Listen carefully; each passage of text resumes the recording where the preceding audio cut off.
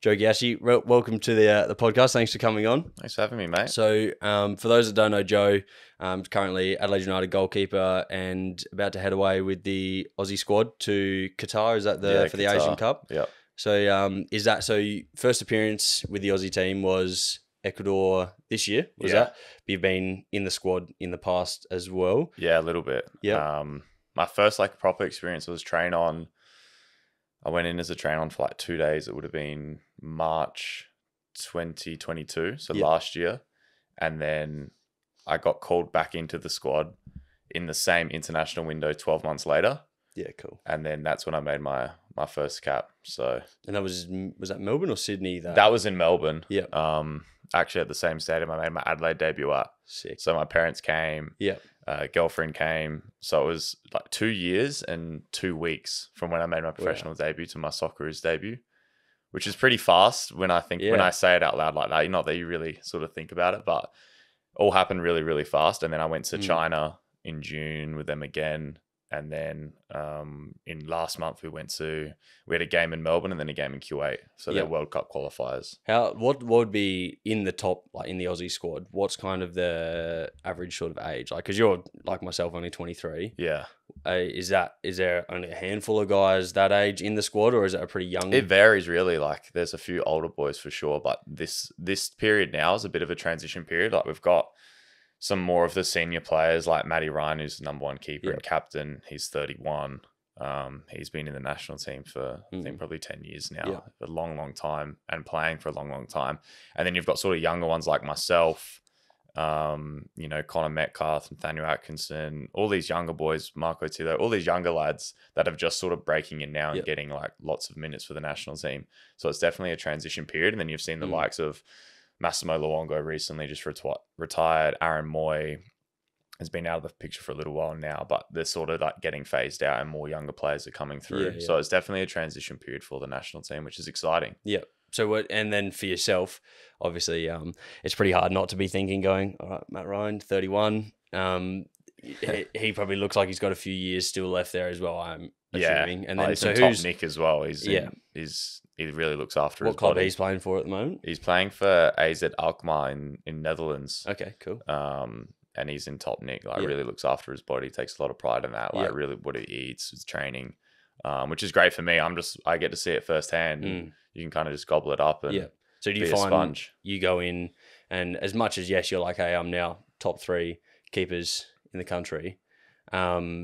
You go in there with very much that kind of, I'm going to absorb as much as I can from him because when did he start playing? Was A-League when he was younger? A-League, is that when how he was 18. Yeah, cool. So he's been around for, that's 13 years. Yeah. He's been playing professional.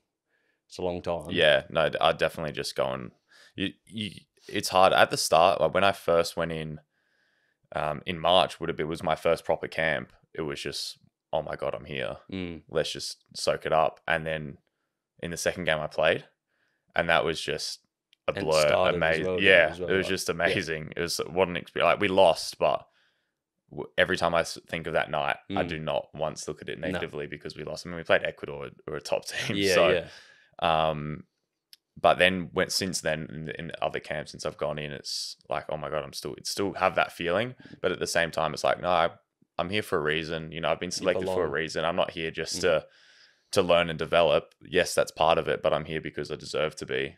So you have to go in with everyone has that sort of confidence about them. You have to go into that confidence, but also you're with pros, like you said with Matty, he's been a pro for 13 years. I've been a pro this is my 6th year as a pro, and I've only been playing for the last sort of 3 or 4 seasons. Which 6 years in itself at the age of 23, that's pretty crazy to think of in itself. You feel like, but when, like you said, you compare to people that have been around, and he'll continue to be around for a few more years to come still as well. Like the time window of which he probably went from learner as well, and really absorbing from the other guys. So when he would have been in the Aussie squad, he would have done the same thing, and eventually he broke his way to being that number 1 and kind of being the role model as well. But that's a challenge in itself because he's like, I'm the role model, but also we're a team, but I still want that spot. Yeah. So how does that dynamic work? No, he's good like that. I mean, and all the boys are good like that. With goalkeeping, it's different, because you can't have a sport within a sport and only one can play. So, large majority of goalkeepers and pretty much all goalkeepers that I've met and worked with, we all really just get along. You know, there's kind of that talk of this is like goalkeepers union where we're all just mates, and it's really true because we all understand what everyone else is going through. So, you know, if you run into a keeper who's not playing, or you're a number 2 or you're number 3, everyone's been there in that position where you're training, you know, you're working your ass off, but you're not playing. So you can sympathize and empathize with that and understand their position. So no, we all really get along, but at the same time, you know, when we get to national team level, and even with Adelaide, we're all sort of working. Only one can play at the end of the day, so you're all working really hard to get there. But no, it's a good dynamic when you go away. There's a few older boys, so it's good for me now going from more of the most experienced Adelaide then to the least experienced with the national team. Just to be younger again and just sort of that sponge and just soak it all up. It's kind of that you go from Adelaide, as much as that's still professional, you go from, you know, being the big fish in a smaller pond, and then you go into an international, our national team are playing on an international stage. And you go, now I'm the small fish in the big pond, and I'm back on the bench, and I'm not, you know, the one that runs out the gates and gets the, you know, the crowd cheering. You're kind of like, oh, am I getting on today and whatever. Like, how do you mentally though, when you're in a training camp, you're, you know, battling against and with these guys as well, how are you, you know, trying to what's your processes to try and absorb the stuff from these guys? Because obviously you can't just sit there and be like, oh, hey, Matty, so what are we doing today? Like, what are you thinking today? Like, how are you just, like, when you're not the one in the goals right now, you're just, you know, you're there, you're watching, you're absorbing. When you're off the pitch, you're having the small conversations about recovery, about what he's doing, you know, to take care of his body. Are you just having those conversations, or are you just kind of reviewing from a distance as well? Yeah, probably just being quite observant as well as asking questions when I feel the need to. I mean, when we're in the session, we're just watch. And it's quite hard to do because, you know, you'll be serving the ball or you'll be off, you know, out. When it's quite easy when we get on the side and, you know, they're in a shooting drill or doing tactics or whatever it is, just to be really observant is probably the biggest thing, and just watch and learn really. But then have conversations as well. So John Crawley's the goalkeeper coach with the national team. He's been working with Matty since he was 18. He was with him at the Mariners when he made his debut. So he's been with him a long time. Knows him more than he knows himself, probably. Probably. And has been around and worked with, you know, not only Matty, but produced a lot of other top goalkeepers that have, you know, been in and around the national team, but haven't played because Matty's been the number one. It's just timing when it comes to goalkeeping. So just having conversations, like I'm not scared to ask questions and get an answer. I feel like for me, that's the easiest way to learn, instead of sort of guessing about what this person's thinking, what that person's thinking, why they do this, why they do that. Just ask the question, you know, why do you do that? What's best for this? You know, in this situation, why did you do that? And more often than not, they just give you an answer. And I find that with life as well. Like, you just ask a question, you're going to get an answer. Yeah. So it's like taking that step. And probably the first time, that first camp, you're like, I'm not, nope. Like, you hesitate to ask those questions. Yeah. But then the first time you do it, like, oh, you know, that went okay. I can keep doing this, and I can, you know, roll with the punches. It's like on a roller coaster, again. You know, you're scared the first time, but then you're like, oh, it wasn't so bad. And then you can do it again and again and again. You knew exactly what's going to happen, where it gets tough, where it gets easy, all that sort of thing. So, all right, diverting a little bit, where did who came up with the nickname Great Wall of Gauci? Have you heard? I've seen it a little bit, but I don't know. I think someone on Twitter, I saw it on Twitter that someone said it, but is that an Adelaide? I think it's definitely an Adelaide thing. I've not played enough for the national team for any of that to happen. Yeah, definitely an Adelaide thing. I don't know why though. I haven't kept as many clean sheets as I probably should have, so it's not the greatest wall. There's a few holes in it. Yeah, that's right. There's probably a few holes in the Great Wall of China too, so it makes sense. So it's all good. And then you're, you know, ambassador for childhood cancer. Is that correct? So you know, some of every save you put forward. Was that something that you felt was a necessary give back? Like, where did that come from? They approached me and the club. They have an affiliation with the club, and so every year we do a childhood cancer game where they come out to the game and we try to raise as much money as possible. And they approached me when Stefan Mork, the old ambassador, left.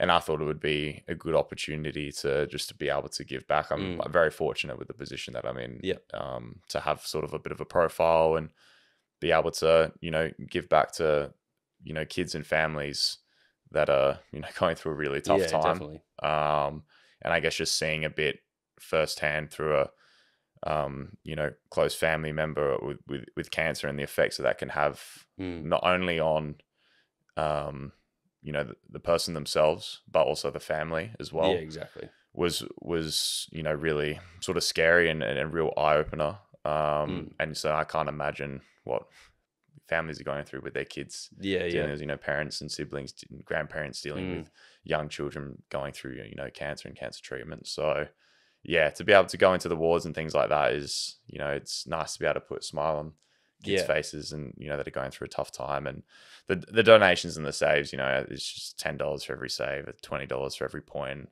$100 for a clean sheet. It's just nice to be able to do something like that. I'm, like I said, in a very fortunate position, so it's nice to be able to do it and just give back and raise a bit of money, because Childhood Cancer Association has zero government funding. Wow. Which is insane. So is all the government funding is purely just on like the adult side of things, is it? Or yeah, so they themselves get nothing. There's a new, I don't want to stuff this up, but it's a new treatment that's coming to Adelaide. It's going to be the only one in Australia. I think the only one in the Southern Hemisphere that's going to be in Adelaide for cancer treatment is coming to Adelaide, I think, in the next couple of years, from what they were saying. And Childhood Cancer Association is going to be involved heavily in that. Cool. With kids, and it's a non-invasive, less invasive, I should say, treatment. But yeah, they get no government funding. They do constant support for the family members, through the treatment as well as outside of that as well. So that's giving accommodation, holiday for them to just get away from the hospital and the treatment rooms. They do a hell of a lot, and it's all just through donations, purely donations. Yeah, wow, okay. So are they, you said they're affiliated with the club as well? Yes. So does the club run campaigns and things like that also? Or are they kind of player driven more so? It's probably more, like, for myself, it's definitely more player driven. But then we have the one round per year, one of the home games. I think it's going to be our last home game of the year this year in April, is the Childhood Cancer Association game, where they'll come out, the association staff will come out and work with our staff, and they'll run a bunch of fundraising things at the ground. And I think last year we raised, I think it was sort of between 5 and 10 grand last year. It's getting better each and every year, which is great. It's fantastic to be able to. It's amazing the impact that I can have. Just a few grand, like those people, they'll take anything really. Like, it's in the situation they're in, like that's a tough situation. So like to be able to, and that's where I think, like, especially athletes have such a huge opportunity, because they are, generally by the general population put on a pedestal. It gives a really good opportunity for them to drive, like you've done yourself through the childhood cancer thing, drive like what you're maybe passionate about or giving back and whatever, and trying to gather people together for something for the greater good sort of thing. Especially if you look across at like an American sport or something, and the money that's getting thrown around in some of those cases, you're like, I'm fairly sure you could gather together and buy one less car and maybe put that to like, it was only the other day I was talking with a couple of my clients, and we were I think it was after like the baseballer Shohei Ohtani. I don't know if you've seen that. I saw that. $700 million or something like that. I'm sure they do give back a lot and whatever, but you just go, I wonder if just in, say, Major League Baseball alone or in NBA alone, if they all got together and every player just like put into this massive pot, like how much they could deliver out to homelessness, to cancers and things like this as well. I think that's where like just those people with that large amounts of following as well, not just the money, like it's because it's not about it's not how much you give, it's kind of the process of doing it as well. Maybe if someone's on the lower salary cap, they're just going out there and giving back in their days off and stuff like that, volunteering even. It's just so cool. But what's the lowest salary cap as well? Like in these major sports, what is the lowest amount? I think it was the San Francisco 49ers quarterback this year. My old man was telling me he was like one of the last draft picks. He was on the minimum amount, and it was like $800,000 US. Yeah, it's fuck. I think Major League Baseball is about $750 minimum. So if that's the minimum, it's like, so what's that Aussie, like 1.2 mil sort of thing? Exactly. Like, so you're talking about the minimum, and we'll just give them their time. It's like they're still earning a hell of a lot of money. Yeah. Sport is like that though. There's especially American sport, there's so much money. It's ridiculous. Well, that's it. And I think, we can't, I'm not going to, that's business. I've disconnected from that, emotional connection of like, I'm a fucking javelin thrower. I've accepted I'm not going to make money, even if I make it to the Olympics. Like, it's not going to happen. I understand that's business. Why is that though? Like, why do you think they're in, I guess maybe it's probably athletics all over. You know more about it than me, but athletics all over there is less. Is that just because of TV? I think it's a bit of sponsorship. This is the interesting thing. Like, it's, back when the Olympics were just really kicking off, like athletics was the thing. That's what everyone wanted to do. In a country like Australia, it's probably challenging because we do everything. Yeah. So, even like if you looked across the board, like the AFL doesn't pay like American football does, the A-League doesn't pay like baseball does. Like we're we're good at cricket, we're good at everything. So that's going to mean that it's dispersed. But I think athletics hasn't found a way to make it exciting for people to want to watch. And I see I've got like a little list on my note taking thing that like in the future, if I can get myself in a comfortable place, then this is one of my goals, is to try and make athletics a sport that is profitable for someone. Like because I look at a lot of sports, like even say soccer, how many guys out there are fast as, they can jump high, they can do or you look at an American football, you got a quarterback, how far could he potentially learn to throw a jab, or all these different, linemen could be shot putters. You've got all this. And I think you don't need to create the athlete. You just need the athlete to feel like there's a career for them. Yeah, that's so true. How many's like in all sports, you get such a crossover of skills. One of the boys in our team can run 37 kilometers an hour. Jeez. It's pretty fast. That's nuts. Yeah. He's 17. If he can clock it and run that around a 400-meter track, like it's not quite top speed enough for a 1 or a 2, but it's not far. Like you'd probably be making no sprint training either. That's like, we don't do sprint training. It's just natural ability. So he's aerobically fit as well. So like it's either you channel into that, or you just go, hey, practice your sprints. Don't worry about the cardio. Like you go in this way. Like, I think it's definitely. It's just, there's the Diamond League, which is like the European tour as per se. And, you might win, I think it's like 20 grand or something if you win one of those. And the final, if you win overall, you win like 100 grand. It's like, but that's one guy in comparison to other sports where minimum wages are hundreds of thousands or whatever. But, once again, nothing to cry about. It's because people aren't watching and spending the money on it. Yeah. But, I look at like, say, like a Live Golf at the moment. I'm like, why can't, golf is a big sport, but they've clearly seen that, hey, we need to do something about it to try and really continue this into the next generation probably as well. And how they've just like put together, and they've got teams. So, like Cam Smith, the Australian golfer, doesn't just play for himself. Like he's playing for that. I'm like, imagine if like like Melbourne City have done, Man City have done, and they've got like Melbourne City as a clubs or whatever. If these big international sporting teams actually had like athletics clubs, or it could work in other sports as well. You might have a like swimming team, I guess, or whatever. With like how they've got all the racing and stuff, F1, like that. Everything. Because you have that, like say, that's a prime example. Like Verstappen, he races for Red Bull and himself. Yeah. But without Red Bull, he can't race. So like if you had a team, and so there's kind of like a draft and a selection, and you're pulling these athletes in, and then you start to organize it like a Live Golf sort of tour around the world. Countries, because I think we know the Commonwealth Games is going. That's going under. That's, Melbourne's already pulled out. No one really wants it. Like, good luck to see that continue up. So really, athletics has only got the Olympics left, and then this Diamond League tour, which is really Europe driven, and it could work in other sports too. I think and you've just seen like, Craig Goodwin goes across to Saudi Arabia. Like if you put the money into things, and there's these competitions over there, people are attracted to that. Like money talks at the end of the day. When you're trying to pursue it as a job as well, exactly, you're going to go where the money goes. Yeah. Which is exactly why you see, or not just Craig, but you see Cristiano Ronaldo. Yeah. Probably more the bigger name, Cristiano Ronaldo playing in Saudi.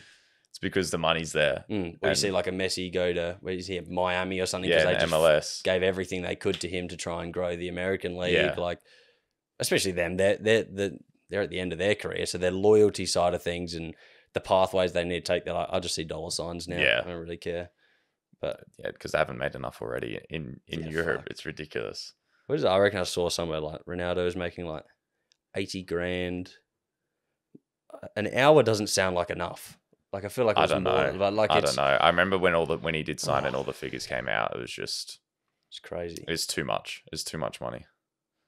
That's what you do wonder. You're like, I've had this conversation with mum before, and you're like, where do you draw the line? Like, that's a lot of money for someone that may not know how to spend money or use it wisely. Yeah. Like, it's versus, and like we were talking about before, that person may not use that to give back at all, and rightly so. That's their money; they can do what they want with it.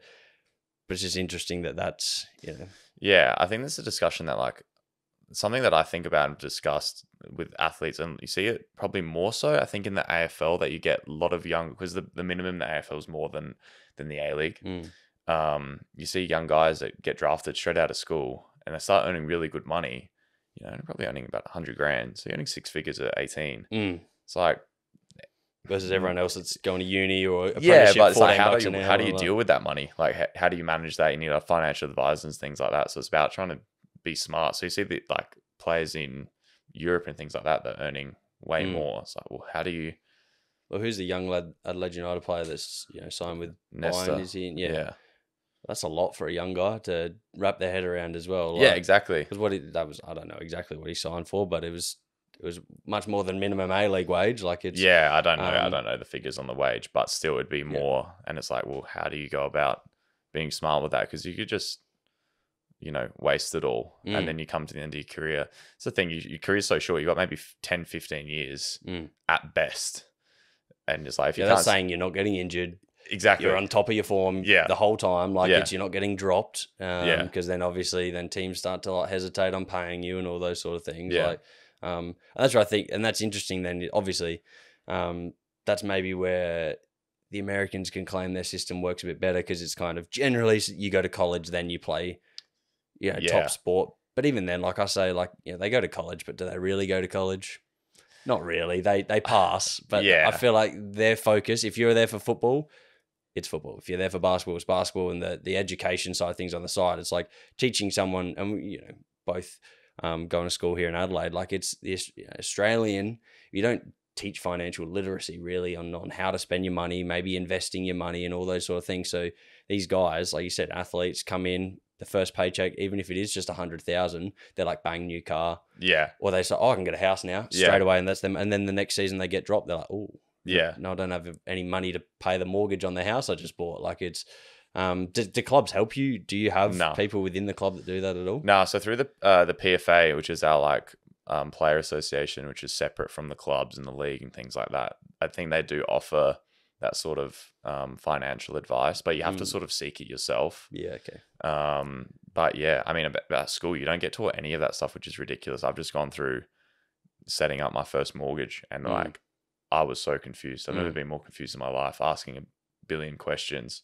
It's like, why am I not taught these things? It shouldn't be school. Confusing. Like it doesn't make sense to me that I'm doing trigonometry that I've not used once, but all the financial stuff about doing your taxes, mortgage, just paying bills. When I first moved out of home, I was literally in the middle of year 12, 17, and I was like, I don't know how to do anything for paying bills. Like, how do I pay my electricity? Like, yeah, exactly. You're getting overdue notices. You're like, I just don't know how to pay it. It was it was ridiculous. It baffles me that I don't understand that at all. Yeah, and to your point, like it's not. Maybe the trigonometry is all right for someone, but I'm sure some people use it, but I definitely don't. I don't either. Don't I? The dude that uses the trigonometry still needs the tax and all of that anyway. So it's like, why would that? I mean, you could go down a rabbit hole as to why they may not want to, the investing side of things. Like it's because if everyone starts winning, no one starts winning. Yeah. But come on, basics, mortgage, tax, setting up an ABN if you want to run your own business, all those sort of things. And that's to say, like, you could study business at school and they go, oh, just go to uni for that. I'm like, I don't need to pay 20 grand to someone to teach me how to do my taxes. Like that should be in year 11 and 12, maybe just once a week or even just a week. Like they have someone come in once a day throughout the week and they teach you about these sort of things as well. Like it would go a long way. Like, so when you first moved out of home, you're like, I'm pretty comfortable, bang, straight in. I know what I'm doing. I know how much, because when your paycheck comes in, I mean, I don't know exactly how, athlete paycheck works as per se, but we get paid monthly. Yeah. So which is pretty tough when you first started getting paid. You got to make it out stretch. Of home. Oh, you see it come in on one day and then you just watch it go out for the next month. And it's like the last 2 weeks are always, when I was out, I was like, the last 2 weeks were always the longest 2 weeks of my life. Yeah, shit. Yeah. Yeah, you'd be like, hang on. Well, that's in itself, once just to your point though, like you have to know how to make that last 4 weeks before the next paycheck comes in as well. Yeah. And even then, like, say people I know personally, even to this day, I'm not perfect at it. You see your payment come in from clients or from work or whatever. And because I run my own business, that's before tax. And then it's in my bank account, but it's not really mine. Yeah. Because then I get the notification from the ATO, we're here to take, some of your money. I'm like, oh, you fucking pricks. Yeah. But like, if you're not literate into how to understand, that maybe put 30% to the side and do all those sort of things, like, it's a whole new world. Like, it's, the things that you've, like, we're 5 years out of school now, the things I've had to learn in those 5 years, nothing I'd ever really thought I'd have to learn. Not at all. Nothing school had ever really mentioned either. Like, it's interesting that it's not a subject or something. At least an option, and maybe not. It doesn't have to be something that's like you have to do it, but just give an option that you can start to learn these things if it's something you're interested in. I'm sure most people would do it anyway. Well, most parents would push their kids, I think, into it as well. So. Like, it's, but they would know what that, the repercussions of that are great. Like, it's really good. I think we're quite fortunate as well to have, at least I know my parents have obviously gone through all these things and were quite keen to push, things onto me about giving me that information on how to do certain things, whether it was mortgage, about budgeting and all those things, having that understanding. But not everyone has that as well. So it's like, if you don't have parents that are able to pass down that knowledge, then where do you go to find it? Like, you're left to your own devices, really, to go look for it. And like, where do you go to look for it? And especially, I think, we, for us both, luckily went to a private school as well. The people we were, regardless of then, yes, we were lucky with the parents that had that. But then the layer again, if you were at that school with the parents that didn't have it, you were around people that maybe were having some of those conversations when you ran around to their house on the weekend or something like that. But you go through the layers of it, and you must, a lot of public schools even further, less likely to have that sort of education around them as well. The school doesn't have that network going for them as well that's going to help as much. And then, I imagine there's a lot of guys playing professional sport that have come from that background. Like, it's I don't know figures or whatever, but you see it happen in American sports. A large percentage of people that are playing professional sport have come from not much. Like, you hear those stories all the time. They got no idea what, this was just a survival mechanism, and now they've made it, and someone's just dropped $1 million in their bank account, and they go, ooh, Lambo. Yeah, and that's people with that are earning high ends of money, like we were speaking about before. They're earning they're high earners, and they're still not sure. So then you go to the other end of the spectrum, and you've got people that are just working what you'd call a regular job and might not be earning the most, and then they've got to learn those things, and then it's so much more financial pressure to do it because they're not high earners. They don't have an excess of just money that they're able to go and do these things. Well, that's it. So then once the high earners, once you learn, you're in a financial position to do it. The lower income earners, once you eventually learn, it's like, well, you're not even in a position to do it. So it's so much more financial stress. It's true. It's ridiculous. Yeah, if the high earners cock it up, they've still got another 200,000 sitting there. Exactly. So it's not really the end of the world, is it? So, no, that makes a lot of sense. All right, back to soccer then. So you... tell me if I'm wrong, but you signed initially, your first A-League contract was with Central Coast. Yeah. Is that right? Yeah. And then, so you found yourself then back with City. Yeah. And then you played back local league in Adelaide. Was that just in an off season with Adelaide City? Yeah, so I went from Mariners when I signed there when I was 17, mid-league year 12, went to the Mariners, got released, then came back here, played Adelaide City, like MPL for a little bit, and then went to Melbourne City. Yep. Then ended up back here. How was, I mean, it's a little bit ago now, but like going from being like, I've done it, I'm in the A-League, then to being back into the local, the MPL, were you pretty, like mentally, how do you then go, I've got to get myself back up and get into City? Or was it a pretty quick transition to then go to City? I mean, regardless, you didn't know it was going to happen. So I mean, when I signed in the middle of year 12, and you can imagine a kid in the middle of year 12, 17 years old, signing first professional contract. I was a big fish in a really small pond. It was a fish bowl, it wasn't even a pond, and I thought, I'm going to go there, I'm going to go to the Mariners, I'm going to train hard, I'm going to start playing straight away, I'm going to get my move, I'm going to go to Europe. That was like, in my head, that was what I wanted to do. And the time frame, you go in a couple of years on there. Yeah, I thought, before I'm 20, I'll be in Europe. Yeah. I got there within the first week. I was like, I'm not playing a single game this season. I was so far off the pace. It took me 6 months really to get up to the pace. What do you think, like when you say pace, what was the biggest, was it, just tempo of the actual game? Just intensity, what it meant to be professional. So my first ever training session, it was 9:15 arrival. I walked into the change room 9:15 on the dot. Everyone was in there. The coaches were in there about to dress the team for the first session of preseason. And I was like, oh no. Like, I felt late. Older boys, I've never met any of them either. Some of the senior boys were throwing me a bit of banter. At the time, I was like, they're smashing me. I'm late. Like, I thought they hated me straight away. Yeah.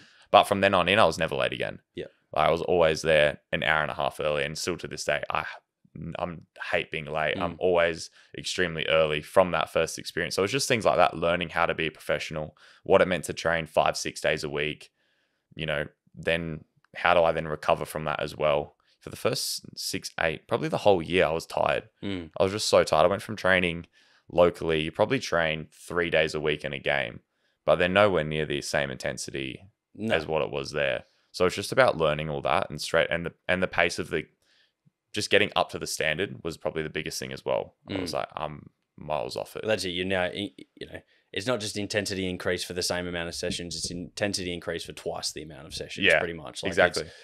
So a week, like a training, is that 2 hours? What's a normal? Oh, it varies. I mean, now because I'm playing and things like that, it starts to vary because you're trying to peak. You've got a peak day.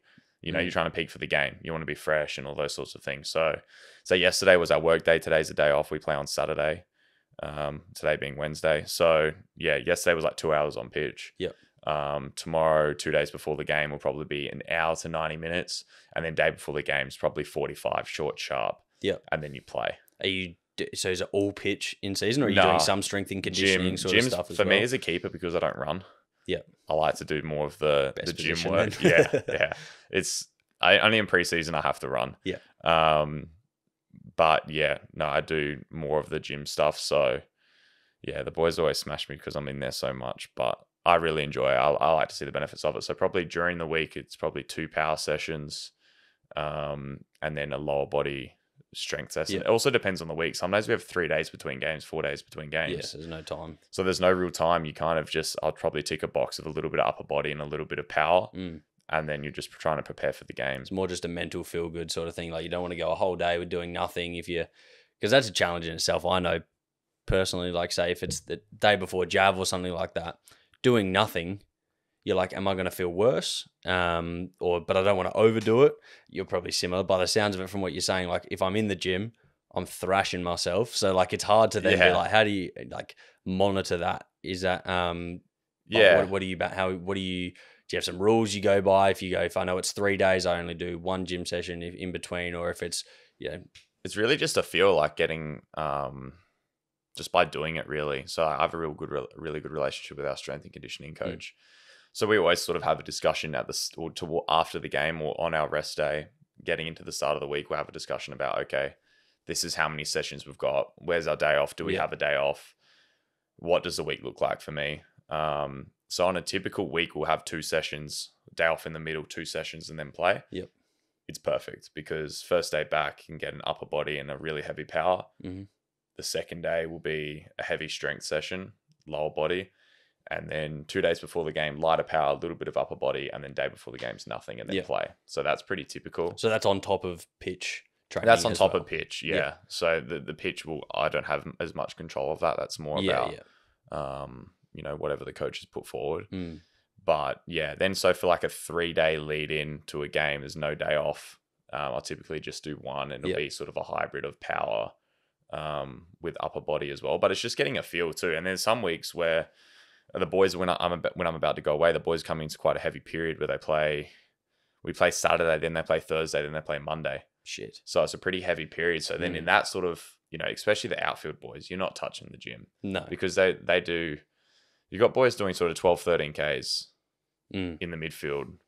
Our centre backs are doing I think some of them are doing 9 to 10 kilometers, a lot of running. And it's not a Sunday jog. No, like it's not running off the Christmas ham. It's you're going. It's high intensity. Yeah. Yeah. It's I don't know how they do it. I watch some of these boys. We've got one of the young lads, Giuseppe Bovolino.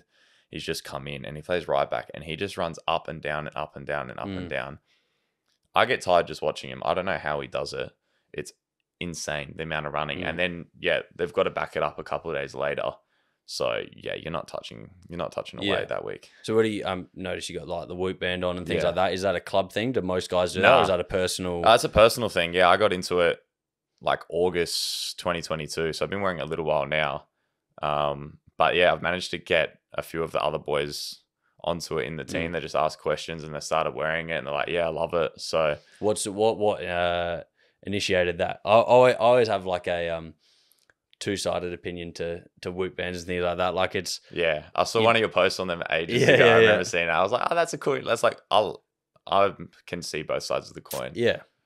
So how is it? What do you find is your main use, like metric wise, or is it just a general kind of like? Because sometimes wearing those things is almost like it makes you aware. Like when you go, like you just had a drink before, you're like, I don't know, the little things like, I haven't drank today. Like if you look at your watch, you're like, you run through like a little subconscious list in your head. You're kind of like water, food, protein. Am I sitting on my ass for too long? All those sort of things. Do you find like subconsciously it helps?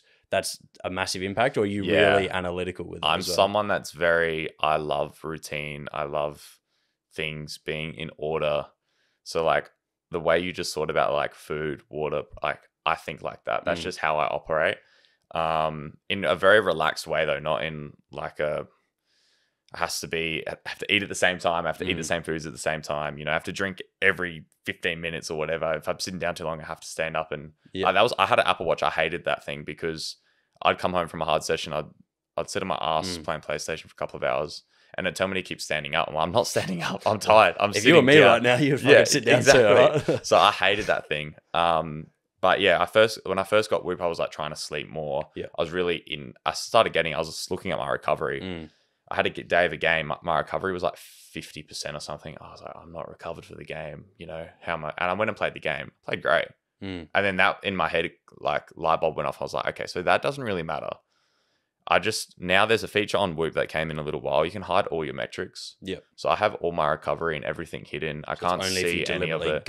If I make an effort to go look for it, the only thing that I really use now is my sleep coach. Yep. So I wear it all the time for every gym session, every training, every game. I get my strain. That then just guides my sleep. So I just make sure I sleep good. That's pretty much all I use it for now. And then at the end of the day, once I'm done, I'll go and have a look and I'll be like, oh, I was actually 40% recovered, but you know what? I felt great. So for me, I just focus on sleep and just waking up going, okay, I feel great every single day. Like just telling myself I feel good. I think that's, and that's kind of like to the point why I brought up the mixed opinion on it as well. I was like, no algorithm knows your body better than you know your body still. Yeah. Like it's, especially as a professional athlete, like it's every, John Doe on the corner of the road probably doesn't know fucking his body at all. Like you could look at him and tell him more than he knows. But yourself, who's every day you're like you monitor, like you go into the gym, you're like, oh, I feel a bit crap today, and you do a little recap. You're like, oh yeah, I didn't eat breakfast, or there was only toast and not oatmeal and berries, which is my normal meal. Like you have the little things that kind of trigger you into understanding maybe why you're feeling a certain way as well. But prime example, if I'm 40 or 50% recovered, and you go out and you play a good game, it's like you can still do things like that's why I hate like people are like, oh, I better take the day off. My Whoop says I'm tired. I'm like, what? Yeah, maybe as an athlete, like you might be like, oh, maybe I need to taper back the volume or something like that. But like people then now use these things as an excuse to do nothing, and that's probably my side of things where I'm like, if you don't know anything about your body, this thing's got to be gospel. Like the Apple Watch, like anyone, their Apple Watch, they're like, oh, I burnt this many calories. So I'm like, well, it's not the world's most accurate thing. But anyway, that's all right. Like it's just their whole life revolves around this thing. Whereas in the case of how you've just explained you've used it is extremely beneficial. Yeah, I think I was definitely probably more like that at the start. But for me, like I can't look at my recovery, say it's low, and then go to my coach and say, oh, my Whoop recovery is low. Let's have an easy session today. Like at the end of the day, the work I have set for me is set. The sessions that I have set in the gym, I'm going to do whatever I'm doing on the pitch. I'm going to do, and I'm going to give 100%. Yeah, it's more okay if I wasn't how I was using it before. I just turned all the data off and just hit it all together. It was like, okay, if I'm not as well recovered today, what can I do post session to then be more recovered tomorrow? Yeah. But then I was just thinking about it, and this is the way that I look at it all now. And I love all the health trackers and things like that. I think they're really cool, and I think it's becoming really popular of late to track your health, and it gets people moving as well. Which is like good. Like, I don't think it's a bad thing as well. Like, there's two ways to look at it, but if tracking your health and your sleep is in and the cool thing to do, then great. Like, that is the best thing ever. It never used to be. But that's it. It's become trendy. It's become trendy, exactly, to track your sleep. Like, you don't look like a twat wearing a Whoop band to breakfast. Whereas in the past, people are like, what the fuck is on your wrist, mate? Like, I still get that. Yeah. They'll be like, that's a weird watch. Like, you can't tell the time. Like, yeah, I know, you can't. It's not the point. And then, especially though, I feel like an older demographic, if you went out with the grandparents or something, they'd be like, what's the point of that? There's no time on it. It's useless. Like, yeah, well, some of the coaches are like, just because they come from just a different generation, and they're starting to see a few boys wearing Whoop and stuff like that. It's like, man, we never had any of that when we were playing. Like, our recovery was like a cold beer, and that was it. It's just completely different generation. But it was more about like, how can I use the metrics that I'm getting to recover better? But then I was just like, well, at the end of the day, all I can control is when I go to sleep and when I wake up.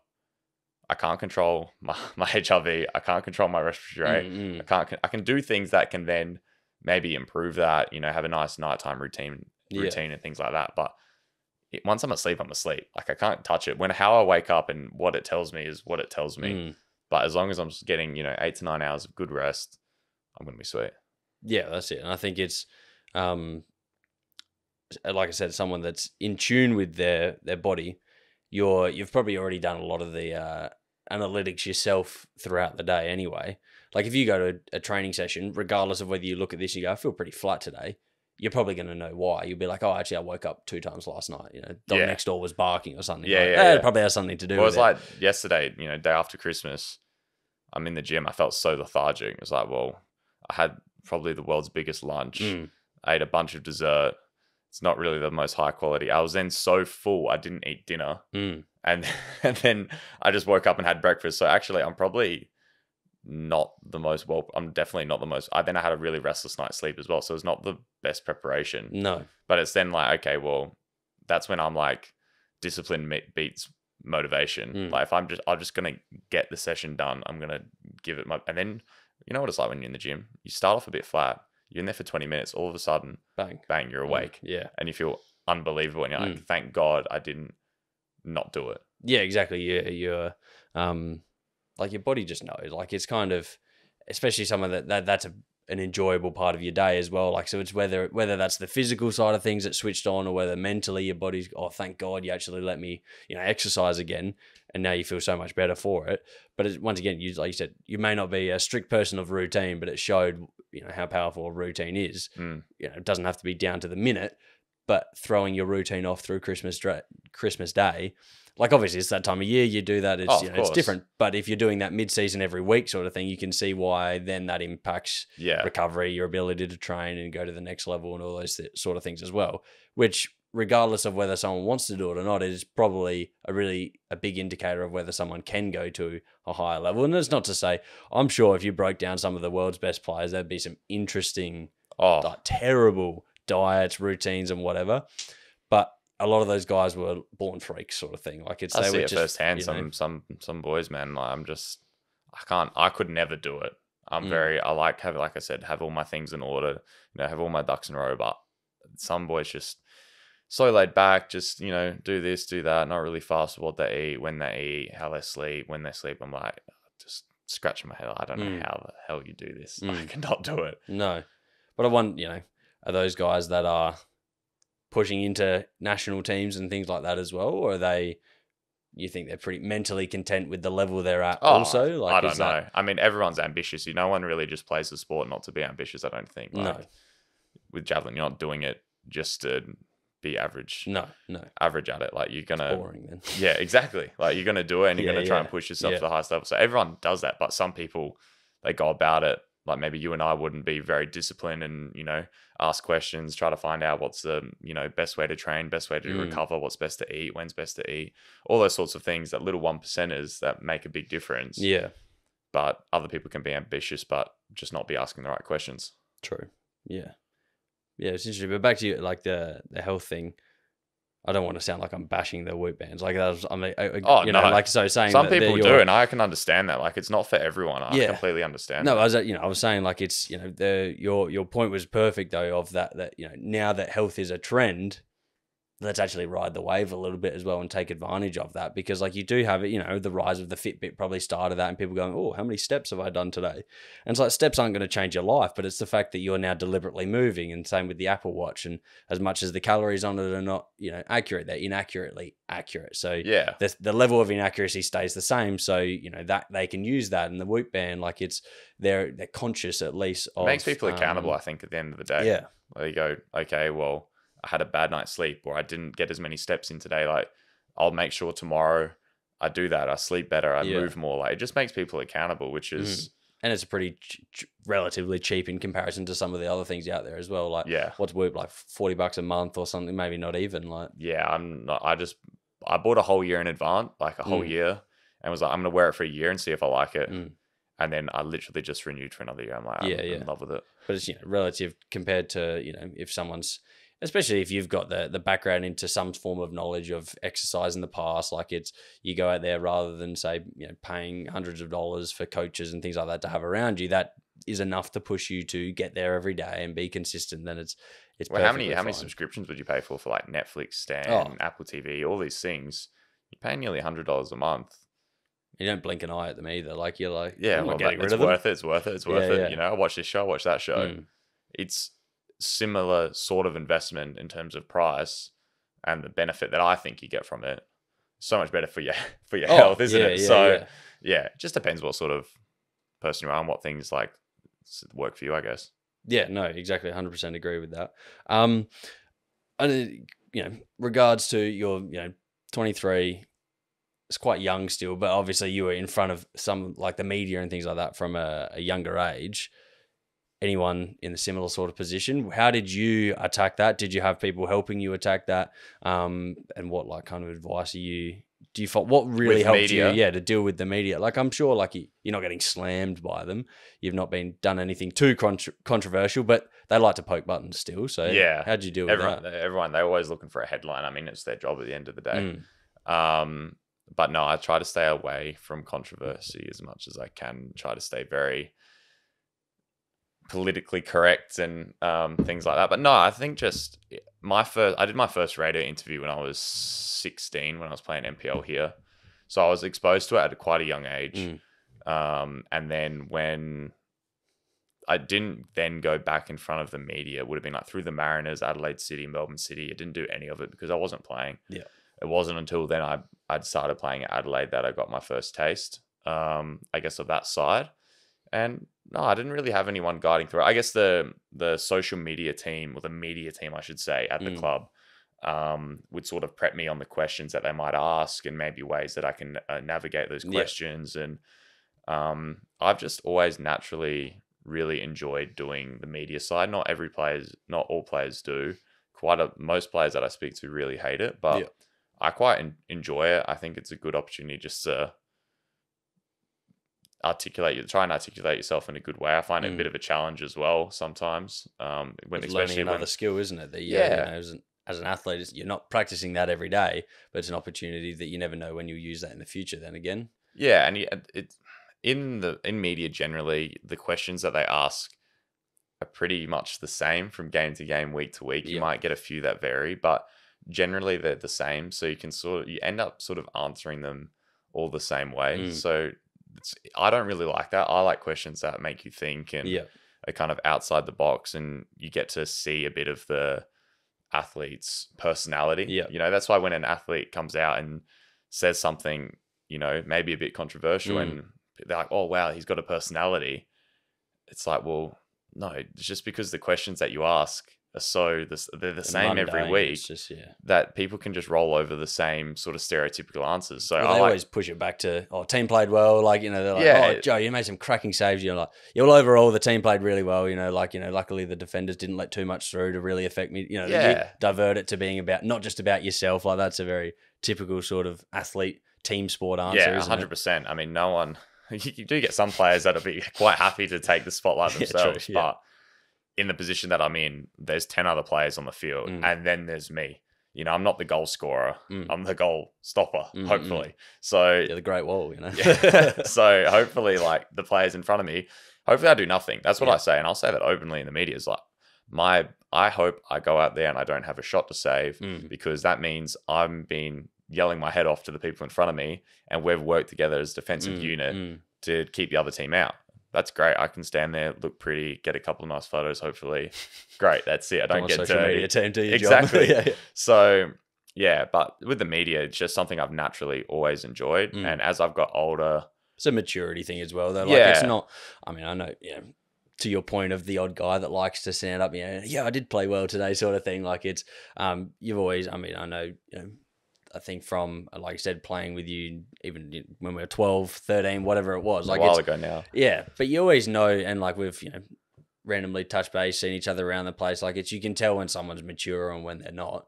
And, at a young age being exposed to that level of the older guys, like, and that shows also that you've gone in as a sponge because you've taken on the maturity of the older guys as well. Like it's going to be a lot easier for you to deal with those sort of things in comparison to someone that maybe isn't so much of a sponge, doesn't soak up the older guys' advice and how they go about things, and then they have an ego to themselves and they're immature and whatever. I think everyone, like, the way that I sort of looked at is like everything I'm going to go through, most people have done before. So like most people have, everyone's done a post-game interview. So it's like you can learn off them in that way, or in just training and whatever. You can just ask questions and learn off them because they've all done it before. Like it's not, they've all been in your position as well. When I was younger, it was like first year as a pro, probably a bit, or definitely like self-conscious, didn't want to step out of line, but I was just asking questions and literally just soak it all up. Yeah. And it was the best thing for me because then as I've started to get older, I can see sort of the rewards of that because without it really knowing, it's just become routine, like being on time and working hard and all those things, that the lessons that I was told from older boys is just like become who I am now. Yeah. Yeah. No, like that's good. Yeah. For you personally, you mentioned obviously Europe was the goal by 20 when you went to the Mariners sort of thing. Yeah, it didn't work out. What's plenty of years ahead still. Like what's I mean, A-League, it's a growing league especially, but I'm assuming that's not where the aspiration stops for you. Is priorities right now, is that kind of getting in, Aussie, moving your way up into 2 and 1 spots and all those sort of things, like confirming or just at least solidifying your place in the squad. Where do you, future wise, where the priorities lie for you?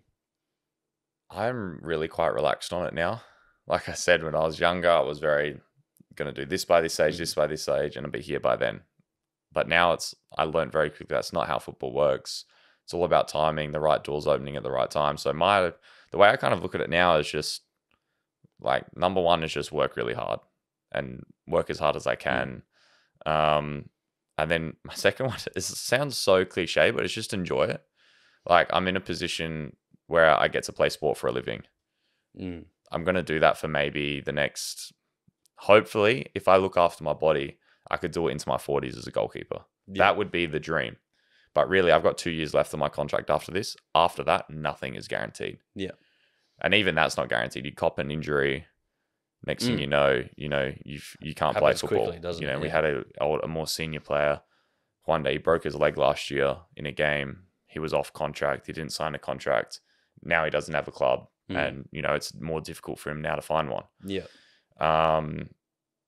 Just enjoying exactly where I am, but also working hard. I'm always comparing myself to the highest level as well, not just being content with where I am in terms of in the A-League. I'm very happy to be playing here, but comparing myself to the best goalkeepers in the world.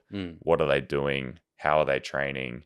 What sort of things, what can I take off them essentially? No, yeah. And that's healthy. Like like you said, no one plays sport just to be average. Yeah, exactly. You're playing it to be the top of your game. And that's right now you're wanting to be the top of your game within the club you're at. Yeah. You want to be the top of your game for whatever club you fall yourself into the future. But to your point, you mentioned a lot of like keepers, like they seem to stand the test of time, potentially playing until you're 40 or something like that. I guess that touches into then the patience game as well, is understanding that like if you took average age of, say, keepers in the English Premier League or in all these big leagues, they're probably not 25. Yeah. Average age might be a little bit higher and, all those sort of things as well. So that's a challenge in itself. Yeah, you have to be very patient. I was so fortunate to break through when I did. Yeah, I mean, I started playing I made my debut, I would have been 20.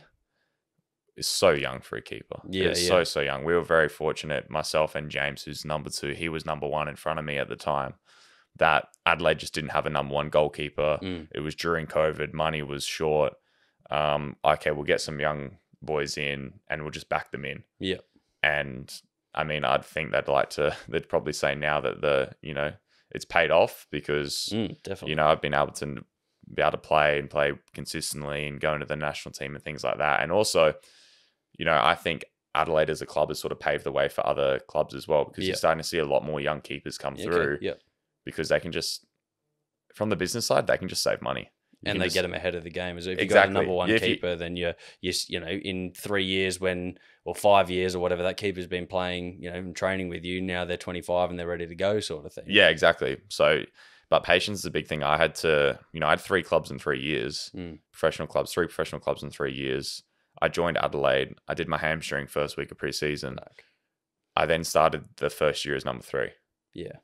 So I wasn't even on the bench. I was just training and watching the game from the stands. And did I want to play? Yes. Did I want to get on the bench? Yes. I was really pushing hard for that. But it's like, okay, this is the position I'm in now. What can I do? It's just work. It's honestly no different to what I try and do now. It's just work hard and enjoy it. Do what you can. Control the controllables. Is just my biggest thing. If I just control my work ethic, what I'm doing on the field, what I'm doing off the field, have a great time while I'm doing it because I have the best job in the world. Yeah. Then the product of that is hopefully I'm performing well. At that case, I was training well and I can push to get onto the bench. Now it's just hopefully I'm just performing well and see where it takes me because, going to Europe, yes, I'm really ambitious to go over there. But at the same time, I want to keep playing. Like I've worked really, really hard. So be in the position to play, that's then got me into national team. I don't just want to throw it away then to go and be a number 3 or a number 2 goalkeeper. No. Yeah. So I'm very fortunate with the position that I'm in. I'm at home, got all my family and support network around me and I'm playing and, in a team that's really young and really exciting. And because of that, I've been fortunate enough to be with the national team. You couldn't really write it any better, I don't think. No. As an Adelaide boy growing up, you would have been as well going to Coopers, watching the Reds, to then have Eugene who was playing and I was going to watch as now my coach. You couldn't write it any better. Yeah, that's pretty crazy. That's pretty cool.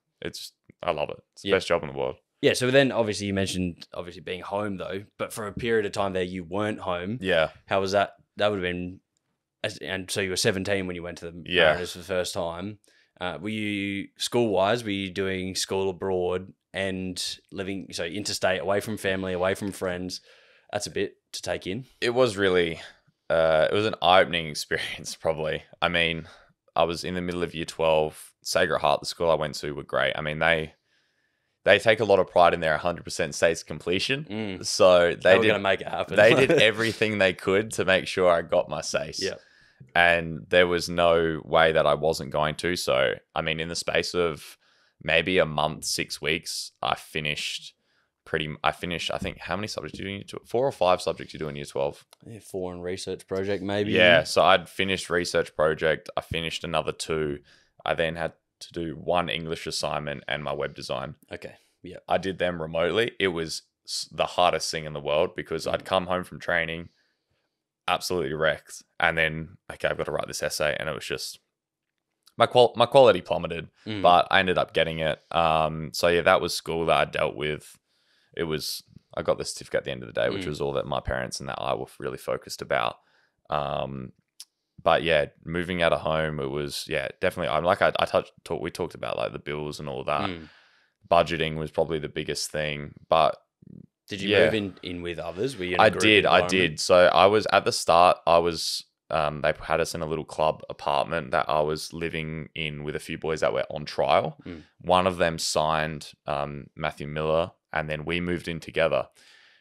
Just because I couldn't afford to live out of home. Yeah. Like I was on very, very little money. they hand out what they're called scholarship contracts. So they're pretty much like your apprenticeship. And because I was 17, it was like the bottom end of that. If I moved out by myself, and I'm the Central Coast is a beautiful part of the world. It's not cheap either. No. So yeah, I had to live with him. He was great about it. And so yeah, his girlfriend moved up from Melbourne. I just started my girlfriend home with now Eleanor. We'd been dating for, I think it was 2 months. See you later.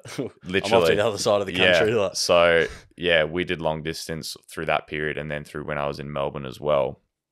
So learned a lot. It was very challenging.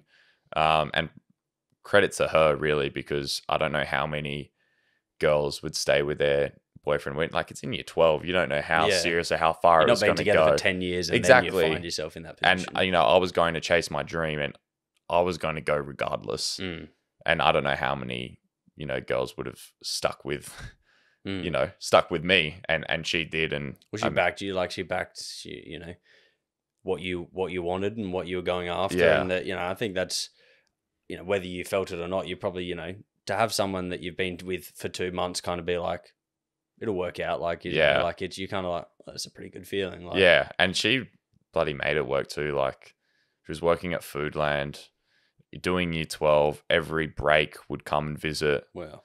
Like, really made it work. And then I came back for a bit, which was probably the worst thing, because I came back, life went back to normal. I was home for 3 months. Yeah. And then I signed in Melbourne. And then she made that work again. Like, she was coming over every month. Yeah. Like, at least that's a little bit closer. Yeah, a lot closer. But yeah, no, it was, I quite enjoyed it. I got used to it. At the start, I really struggled. I think I struggled more than I thought I would. But it was probably, you just had days where you were just by yourself. And for me, I was like, well, this is just not what I'd pictured in my head of how it would be. Obviously, I was going into a team when a lot of the boys were quite local. They were from Sydney. So you'd have a couple of days off, or maybe they had travelled for a game and I wasn't in the squad. Yeah. And you just end up spending a few days by yourself, and, you know, you're kind of just like, well... Especially at 17, like, you've gone from all your mates around you, catching up on the weekends, like, you know, playing sport. Like, if you're playing with your friends, you know, if you're at Berks or whatever, before you went to Central Coast for the first time, like, it's almost like a group of mates, and you all get along to bang. Yeah. Everything. And I had my close mates that I went to school with, and moving, like, you know, I don't know how many mates you'd speak to from school, but all my mates from, like, year 12 was the best. Everyone said it was the best year of school of your life, because you finally turn 18, you become an adult, you have all the schoolies and things like that. I didn't graduate or have any of that. Yeah. So I had 2 years, like, away from my friendship group, and then I came back and it was like, yeah, everything's, like, changed. You know, I lost kind of like that 2 years, which I don't regret at all, because I was doing the best job in the world. Like, it was great. But yeah, you found out really quick, like, who are your good mates and who you kept in touch with and who I still speak to this day, and who, like, you were just mates just because we all played soccer together and we went to school together and it was just convenient. So did you find people, you know, you 17 bang, everyone's like, oh, he's going to the A-League. Did you hear that? Did you see people try and slither into your life for, like, the wrong reason as well? Or you felt like you had such a solid group, you're like, nah, this is what it is. And I mean, like, it's the A-League, it's not the Premier League. You know, I was going to the Central Coast. I wasn't going to Chelsea. Like, you know, I wasn't going to make millions of dollars straight away and things like that. So you didn't have that at all. Yeah, I didn't really face that, to be honest. That's good. And so then when you came back, and then you moved to Melbourne again. Yeah. How, like, so you were in Melbourne, that was one season? Yeah, the COVID year where we had the hub in Sydney and all that. Yeah. How did you, I mean, that's a challenge in itself. So you go there and then you kind of, it's in a city where you can't really do anything. And yeah, so I went there, I would have moved there, it would have been September, maybe 2019. And then, yeah, it was good. I was in a house with some of the players as well. So it was definitely more enjoyable than the Mariners, just because towards the back end of the Mariners, I made some great mates, became really close with a lot of the players, and sort of really got settled. And then I got released, and it was like, then I went into a new club. So it was like start the process over again. So a couple months in, I was living with boys. So it was, you know, it became a lot easier in Melbourne. And then, yeah, COVID hit. couldn't do anything, but I was in a house with players, so it was not too bad. We, could just go to training, go home, and at least would be together. Then I came home for a couple of months because the league stopped. And then, we went into the hub in Sydney. For me, the hub in Sydney was fine because I was living in Melbourne, away from my friends and family, away from girlfriend anyway.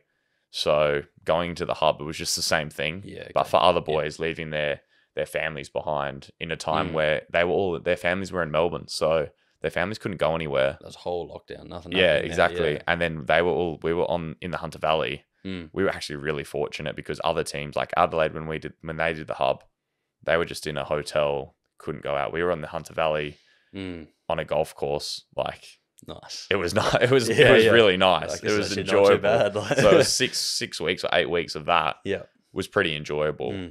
But yeah, Melbourne was definitely a lot easier just because I had more younger boys that were around my age, and I was living with some as well. So it was definitely more enjoyable. And the football side as well, I went from Central Coast Mariners, who are one of the poorest clubs, to Melbourne City, who are part of the City Football Group linked with Manchester City. So they've just polar opposites pretty much. An abundance of gear. You've got chefs that are there cooking your lunch. Like it was completely different. So is that it's really isolated to City? That doesn't really happen at any other club, or it does happen at other clubs. I think Sydney FC. Some of the bigger clubs with more money, those sorts of things happen. Unfortunately, the clubs and the league's not in a position where the owners are really able to throw all that money into other clubs. It just doesn't happen. But it's not a necessity at the end of the day. Like, I had an option of either staying at Melbourne City or signing at Adelaide. And it was like, well, they've got a pitch, they've got a gym, they've got balls, we've got a change room. That's soccer. That's all I need. The chef and the beautiful gym and the nice in-ground like recovery center. That's just the little 1%ers, and it's nice, and you might feel like a little bit more of a professional.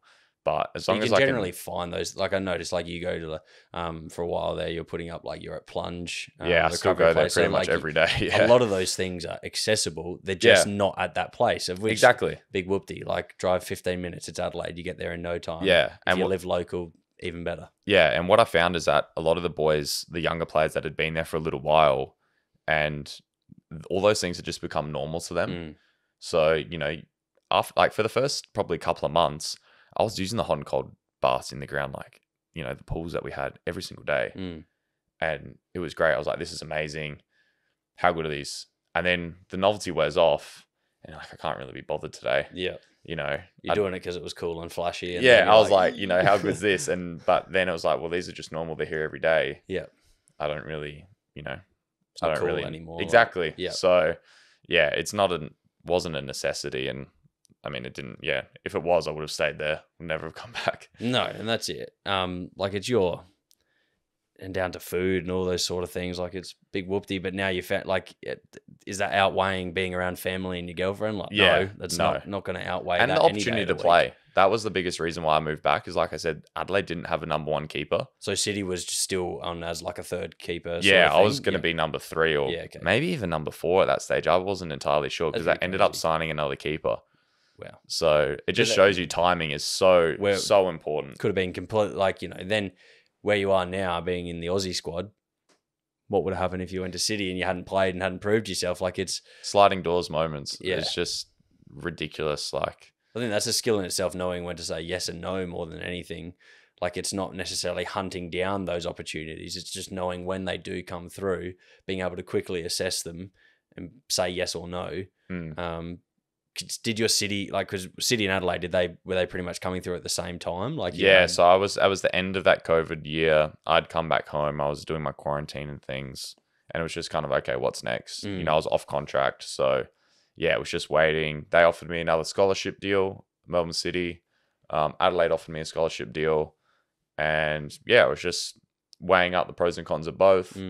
Ultimately, Paul Izzo, who used to be the number 1 here, he'd gone to Greece because of COVID. Like I said, there was little money. So it was just, okay, where's the best opportunity for me to play? Because I spent the back end of the hub year on the bench through the final series and stuff. So I got a little bit of a taste of like being in the squad, being on the bench consistently, and I loved it. It was great to give me more. I need it. Yeah, I just wanted to be in sort of a similar position to I was in the previous season of being on the bench and stuff. And Adelaide, I felt, was going to be the best for that. So I was like, okay, I'll go there. It's the best for my football, and guess what? It's a bonus. It's my hometown club. I've supported them since I was, God knows how old. All my family's there, girlfriend's there. There's just all pros to it. Yeah. So it just made complete sense. That's why you're playing. You do play soccer to actually play and get on the field, not to sit on the bench. But I kind of lost that for a little while as well. Like when I first signed as a pro, like I didn't play for the first 2.5 seasons. You kind of lose that why you're training, because I was training, but I wasn't playing. Didn't see any. So I didn't return as per se. Yeah, and I was playing in the youth team and things like that. But ultimately, I was an A-League contracted player, I was a professionally contracted player. So I wanted to play professionionally. I knew I wasn't good enough when I was younger, but I still wanted to get that opportunity. And if I played and didn't do well, I'd been the first one to put my hand up and say, okay, I wasn't good enough. I need to get better. But yeah, I lost that sort of, okay, why I'm training to play. Like that's why I'm doing it. Before I made my debut in what year was that? 2021. I hadn't played a professional game in like over 2 years. I hadn't played a competitive game in over 2 years. And so the last time that was Berks, was it? Was that your? It was. I played a youth team game for the Mariners. Okay. Oh no, Adelaide City. When I was at Adelaide City in between clubs, that was my last like competitive game, because I went to Melbourne City. I actually played a little bit in the youth league, but then COVID hit and I couldn't, we didn't play any games. So I just didn't have the opportunity to play.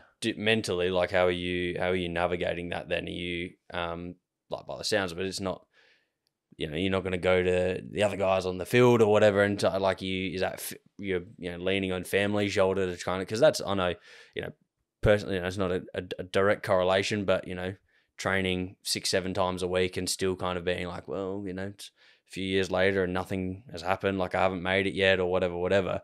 It is challenging. You start doubting some of the things that come into play. Like how did you navigate that to being like, no, just stick with it, be patient? I honestly don't think I was as serious about my football during that. When I was on the Central Coast, it was all about just getting better. I knew I wasn't going to play, so I was content with not playing. Yeah. Because I was like, okay, I'm doing the training, I'm working hard to get myself to a level to eventually be able to play.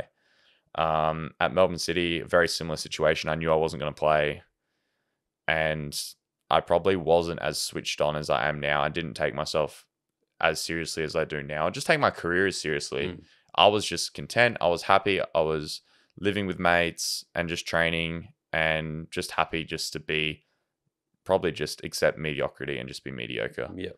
And then I was fortunate enough, to then get to get an offer at Adelaide.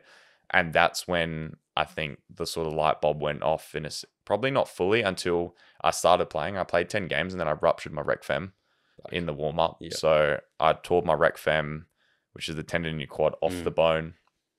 I spent 3 months. I spent my whole off season rehabbing. So I didn't have an off season that year. It completely came off. Pretty much. Yeah. I didn't have surgery or anything. We took like just a really slow rehab because it was at the back end of the season. I did all my rehab. I came back, trained for a month. I was then playing in the youth team to get some minutes leading up to the start of our A-League season. Second game back, did it again. Got an injection, a plasma.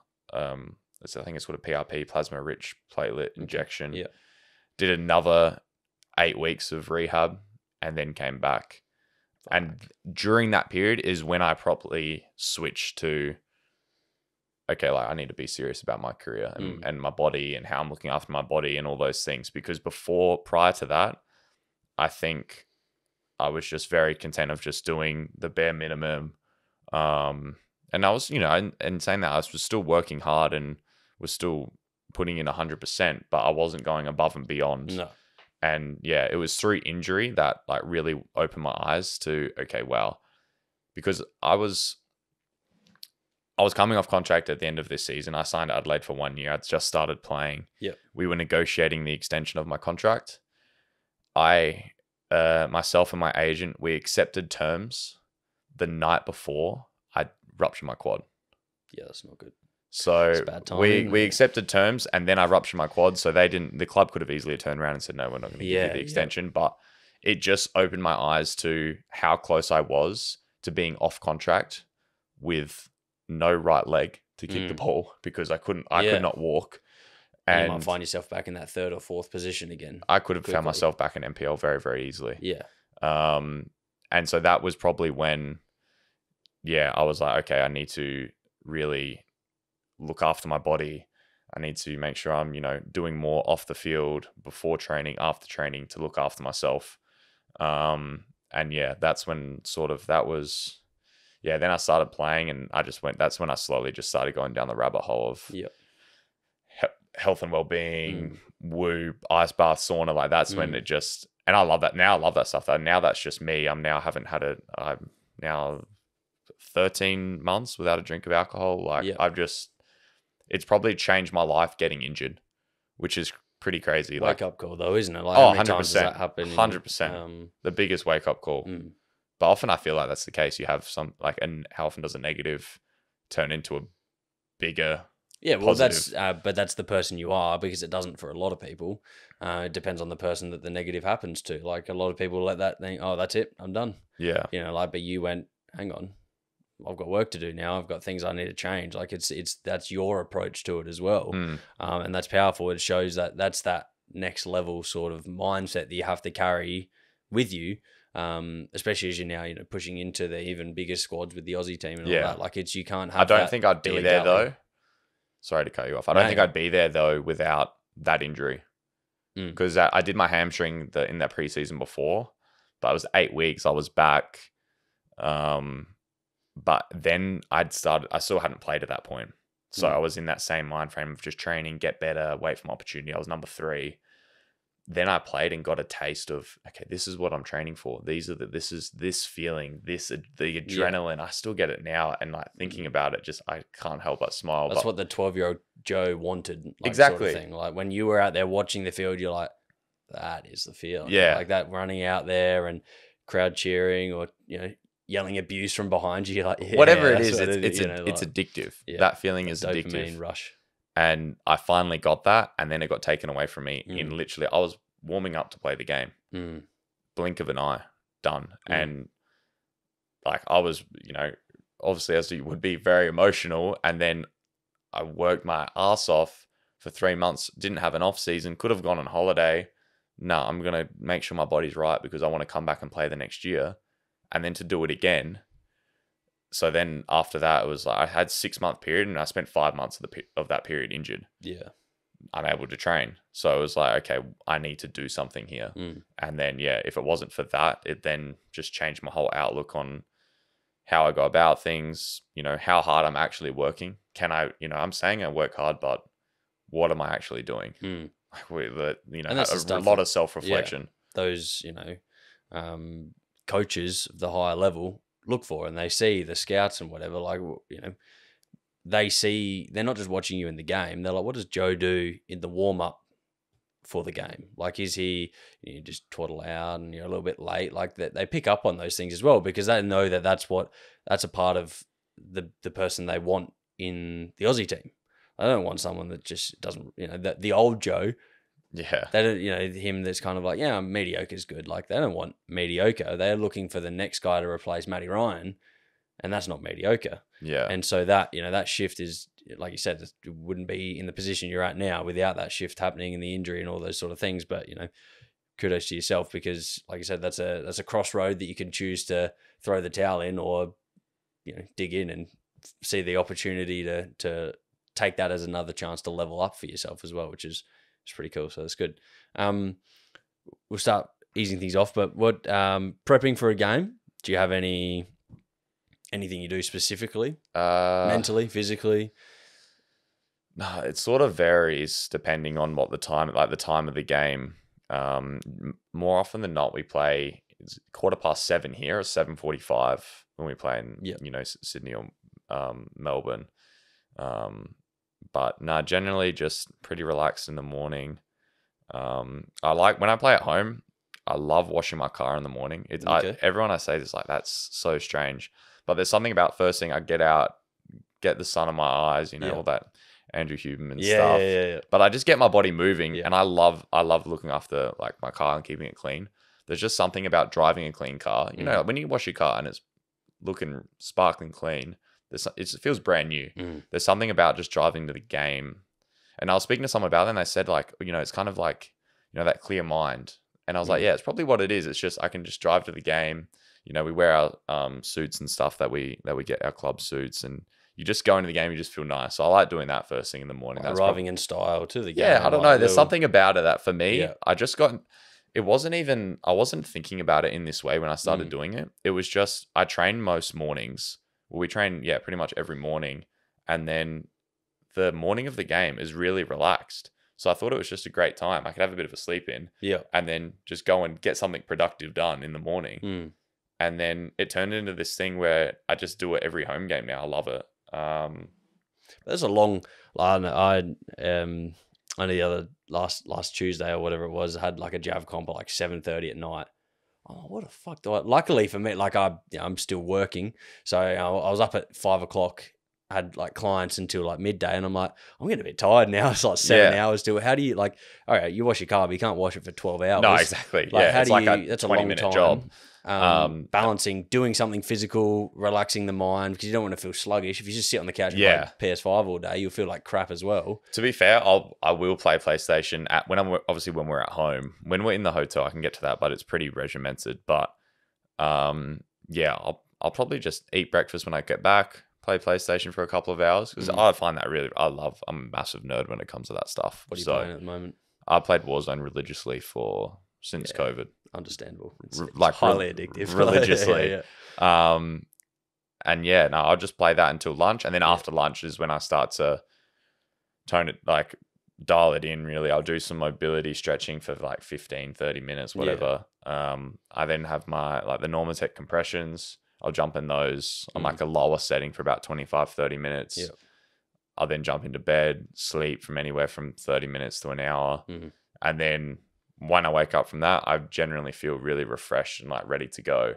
And then it'll be pre-match meal, shower, and and I'm at the ground like 2.5 hours before kickoff. It is really, really early. Most boys, like latest arrival is 90 minutes before. I'm there an hour before that, just because again, I don't want to have that same feeling like I did first session at the Mariners. Walk in and oh my God, I'm late. I just like getting there and like relaxing, because I'm there. Once I'm there, I'm not going to be late. So you can get there, relax, have a coffee, and just, relax. Because then when I start to get to the game and, you know, I start to take my caffeine and the adrenaline hits, then I'm buzzing until 3 a.m. So you don't really have coffee then in the morning at all? You try and delay that until... Oh, I mean, generally I do. So like I heard Huberman speak about that delaying of the coffee and like how it actually works. And I was like, I'm going to try it. Worked a treat. Like just a little, like 90 minutes, whatever it is. Yeah. Like, as long as I just wait from when I wake up to when I get to training to have my first bit of caffeine. On a day of the game, I love coffee. I could drink it any hour of the day. I'll just have coffee, because I just have caffeine all through the day, and then I have pre-workout before the game, and then I have a caffeine gel at halftime.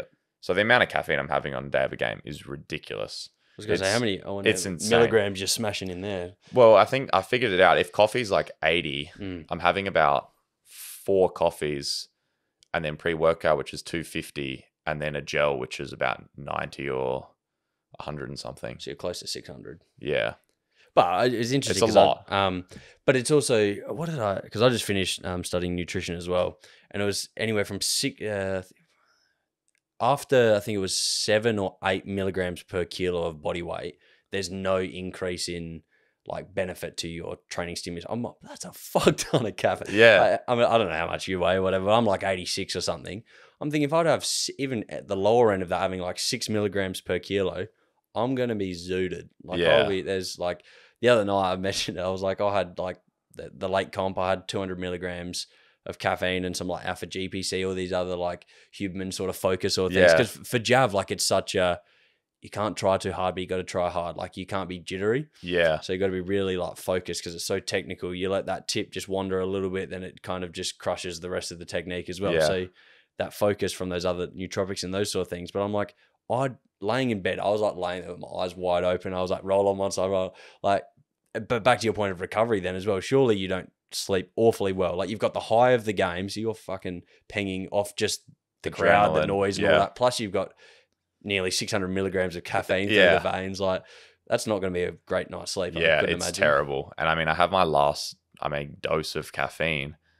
If we play 7:15 or 7:45, I'm having at 8:30 at night. I'm having like, it was 100 milligrams or whatever of caffeine. Yeah, it's a lot.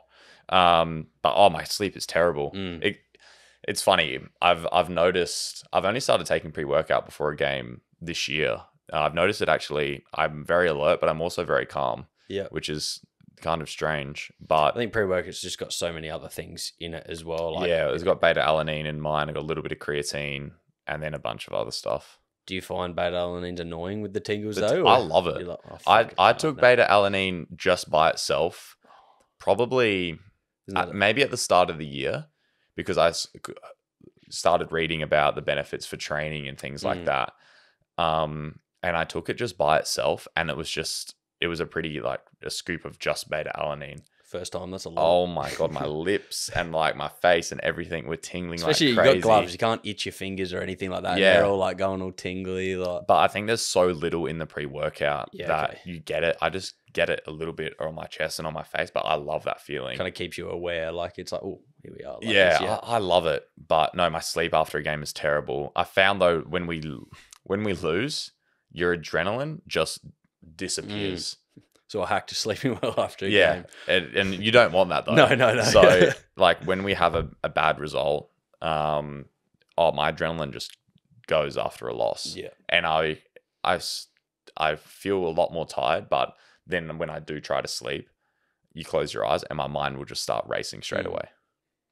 Yeah, it's hard. But then, I mean, what do? You want to perform well, so you take it. You'd rather win and be caffeinated than lose. 100%. I mean, if out of the days of the week, if I'm going to have one night's bad sleep, doesn't throw me out. Like I can still wake up the next day. Yeah, it's not pre-game night. Like that'd be a bit different if you're smashing 600 milligrams the night before a game. Yeah, it doesn't throw me out of whack too much, because then the next day I'm able to, as long as then following that, I'm continuing to sleep really well. Yeah. I tend to bounce back fine. That's it. Fall back into your routines. Everything goes back into play eventually. And that's a discipline that you were saying before. Like if you're just consistent, it doesn't have to be world-changing routines or whatever, just discipline with the small stuff, you'll find your way back into it anyway, and it'll be all good. That's good. All right, we might wrap things up there. Is there with the childhood cancer, is that something that people can donate to? Yeah, so people can match my donations for every game, for one save, for clean sheet, whatever. childhoodcancer.asn.au/AUFC. Perfect. Also, all my social medias as well. I'm always pumping it out on there. I was going to say, send me through the link. I'll put it in the description as well. Yeah, for sure. Appreciate that. For the few people that are listening on these early podcasts, they can donate if they want to as well. But if not, thank you for coming on. It was a pleasure. Pleasure, mate. Thank you so much for having me. I loved it. It was good. I'm looking forward to all the best in Qatar. Yeah, hopefully come back with silverware. That'll be nice. That'll be beautiful. I'll be watching, so that'll be good. All right. Thanks, Joe. Thank you, mate. Cheers.